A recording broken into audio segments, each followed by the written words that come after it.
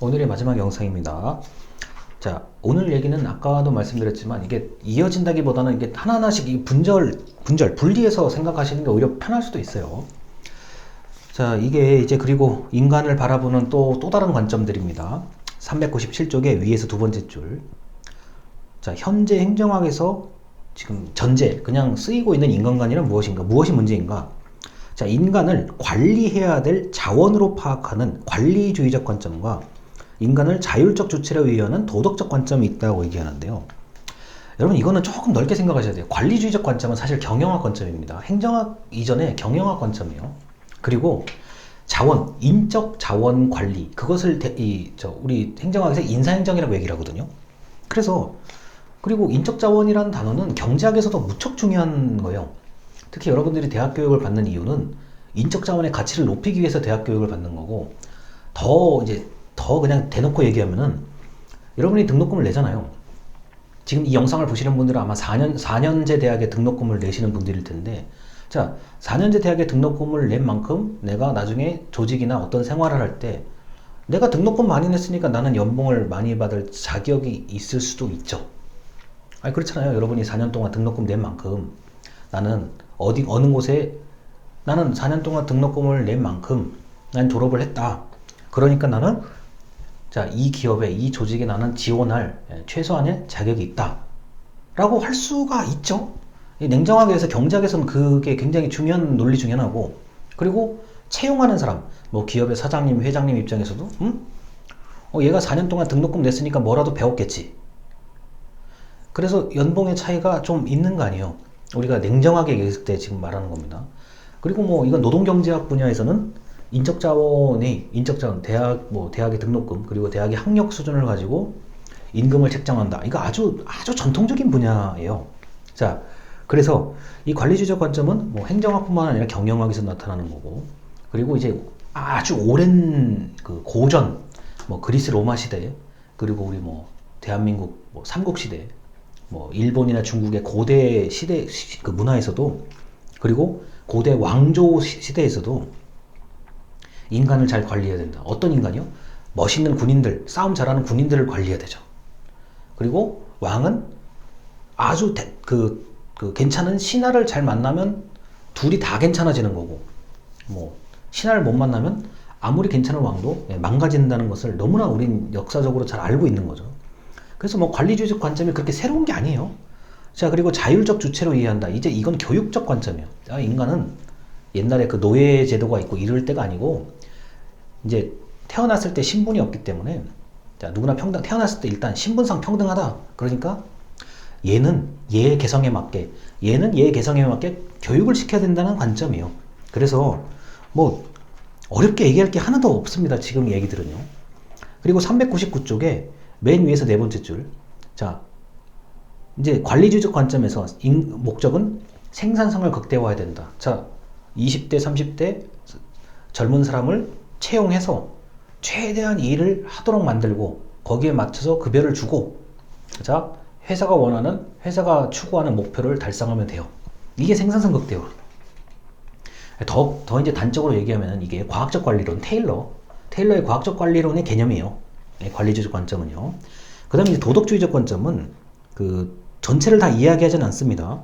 399쪽에 그 중간쯤에 두 번째 문단에 능동적 사회적 존재라고 얘기를 해요. 이거는 왜 인간을 똑같은 곳에 몰아넣고 똑같은 걸 교육을 시키느냐, 똑같은 목표를 왜 향하도록 하느냐, 그게 아니라 개인의 어떤 개성, 능력 개발이 초점이다라고 얘기하는 거죠. 자, 둘 다 맞습니다. 그래서 저는 이걸 생산성과 능동성 개념으로 이제 간단하게 분류를 하고 있는 거고요. 자, 그리고 그러면 이제 401쪽에 이제 관료제와 좀 연결을 해서 위에서 10번째 줄에 배보라는 단어 나오죠. 자, 배보는 인간의 사회적 행위는 지배라고 본다. 누가 지배하고 누가 지배를 당하고라고 보는 게 바로 이제 배보의 개념이고, 그러다 보니까 관료제가 나오는 거죠. 근데 이제 카리스마적 관료제와 전통적 관료제, 이게 아니라 합법적 관료제. 자, 법률에 따른 지배가 되어야 된다고 강조하는 게 이제 베버의 생각인 거고요. 자, 그리고 이제 402쪽에 첫째라고 되어 있는 부분이 있습니다.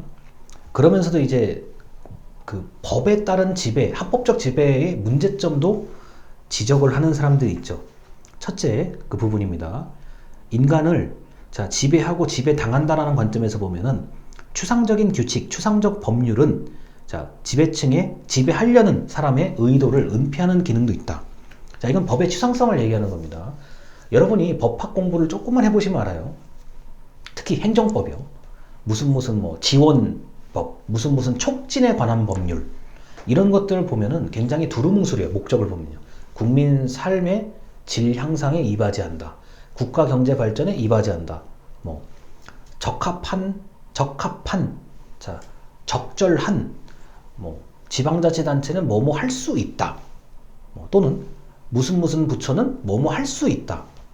이렇게 되어 있어요. 상당히 모호한 경우들도 많습니다. 법학에서도. 특히 행정법이요. 이게 뭔가를 지원해주는 법률 같은데 똑부러지게 뭐라고 나와 있지 않아요. 그런 것들도 있어요. 또는 법이 분명히 있는데, 국회를 통과한 법이 있는데 이게 뭐를 하라고 지시하는 내용이 없어요. 뭐뭐 해야 한다, 뭐뭐 할 수 있다, 이런 내용이 없는 경우들도 있어요. 뭐냐, 이건 선언적인 법이에요. 상징적 법률. 내가 이 법을 하나 만들었어, 이런 법이 있어 라는 상징적인 의미의 법률도 적지 않게 있습니다. 이런 것들이 어쩌면 지배하는 사람의 의도를 은폐하거나 또는 포장을 잘해주는 그런 기능이 있다는 거죠. 그래서 뭐 여러 가지 얘기들이 나와요. 그 403쪽의 아래에서 두 번째, 조직을 협동체제로 규정한다. 서로 다른 인격, 인성을 가진 사람이 서로 협동할 수 있도록 해야 된다 라는 개념도 있고요. 그 다음에 404쪽에 아래에서 맨 아래줄이요. 맨 아래줄인데 자아의 유동성이라고 돼 있어요. 이게 거기 굉장히 좀 영어 단어도 잘 안 쓰는 영어 단어 같은 게 있는데, fluidity라는 단어가, 이게 흘러간다는 거예요. 무슨 말이냐? 여러분이 나중에 프리랜서 같은 걸 하시게 되면 알아요. 뭐 김영재 씨 이거 하실 수 있으세요? 네. 그럼 계약해서 일해줘요. 그럼 끝. 또 저쪽에서 김영재 씨 이거 일할 수 있어요? 네, 할 수 있어요. 그냥 계약하는 대로 잘 살아가는 거예요. 이게 자아의 유동성이에요. 야, 돈 주는 거, 야, 내가 너한테 돈 이거 줄 테니까 할래 말래? 하겠습니다. 너 이거 할래 말래? 안 할래요? 그럼 말고. 이런 식으로. 이게 자아의 유동성 개념입니다. 그리고 405쪽에 이제 위에서 6번째, 7번째 줄, 세 번째 특징은 형식주의다. 뭐 나는 내 생각이 아니라 난 그냥 회사에서 시키는 대로 하겠습니다. 거기에 맞추겠습니다. 그 형식주의. 그리고 그 네 번째 특징, 뭐 조작주의라는 단어 나오는데 그렇게까지 알 필요 없고요. 그냥 유동성에서 찾는다. 진리의 기준을 유용성에서 찾는다. 다시요. 405쪽에 위에서 11번째, 12번째 줄, 진리의 기준을 유용성에서 찾는다. 나 쓸모 있는 것만 지식이야. 야, 나한테 꼭 필요한 것만 지식이야. 야, 그렇게 복잡한 걸 배워. 실용적인 걸 배워봐. 이게 바로 유용성 개념이에요. 그래서 우리가 어떤 분들은 행정철학윤리 이거 왜 가르치고 왜 배우냐고 얘기하시는 분들이 있는데, 그렇게 말하는 분들의 어떤 그 특징 중에 하나가 바로 이 유용성 때문에 그렇습니다. 야, 당장 써먹지도 못하고 돈을 버는 학문도 아닌데 그거 왜 배우고 있냐? 이 유용성 개념에서 보는 거예요. 그리고 뭐 이런 거요. 그 407쪽에 위에서 세 번째 줄, 관료 조직은 인간의 이성을 기형적으로 발전하도록 유도한다. 관료 조직, 나중에 조직 생활 해보면 아실 겁니다. 문제 풀이의 방법은 잘 알지만 그 왜 이 문제를 풀어야 되는가, 그 이유는 모를 때가 많다. 네, 맞아요. 왜 그러냐면은 어떤 일을 하다 보면 그 일에 몰입되면 모릅니다. 그래서 이런 일들이 나타나는 거고요. 그래서 뭐 인간은 그럼 이걸 어떻게 극복해야 되느냐? 408쪽 맨 아래 문단 첫 번째 줄입니다. 인간은 자기 의식적 존재다. 그러니까 스스로 계속 의문을 제기하고 생각하라는 얘기를 하고 싶은 거예요, 결국에. 그리고 뭐 넘어갈게요. 410쪽이요. 410쪽에 두 번째 문단, 칸트는 합리적 이성과 자유의지. 네가 하는 게 너의 생각이나 너의 행동이 곧 법이 된다라고 얘기를 하죠. 이거 뭐 워낙 유명한 말인데, 그렇게 되도록 노력을 해야 된다는 얘기로 알아들으시면 되고, 그 다음 410쪽의 아래에서 세 번째 줄. 자, 공공성을 추구하는, 자, 공민. 자, 공적인 시민이 되라는 얘기. 요런 얘기까지가 있습니다. 그래서 우리가 오늘 같은 경우는 이 책 뒤에까지는 완전히 다 끝난 거예요. 그래서 그 인성, 인격 같은 것을 보는 수많은 관점들을 그냥 나열해서 얘기를 한 겁니다. 뭐가 이게 뭐 더 낫고 옳고 그거 아니에요. 절대 그거 아니고요. 아, 인간이 참 복잡하구나. 그리고 복잡한 존재니까 생각도 굉장히 복잡한 거예요. 아까 뭐 지향성이라는 단어도 나와 있는데 저는 대학교 졸업하기 전에 지향성이라는 단어를 들어본 적이 없고 졸업을 했어요. 행정학을. 근데 제가 예전엔 이해를 못하다가 뭐 저도 철학이나 종교 이런 분야에 관심을 가지다 보니까 어느 순간에 딱 그게 이해가 돼요. 이게 왜 이렇게 어렵게 얘기해? 이건데. 이렇게 이제 생각이 들 때가 되더라고요. 그래서 그 제가 이제 원래 철학하고 딱 맞는 설명을 하기는 쉽지가 않은데 그래도 최대한 틀리지 않은 것을 여러분들에게 가르치려고 하고 있습니다.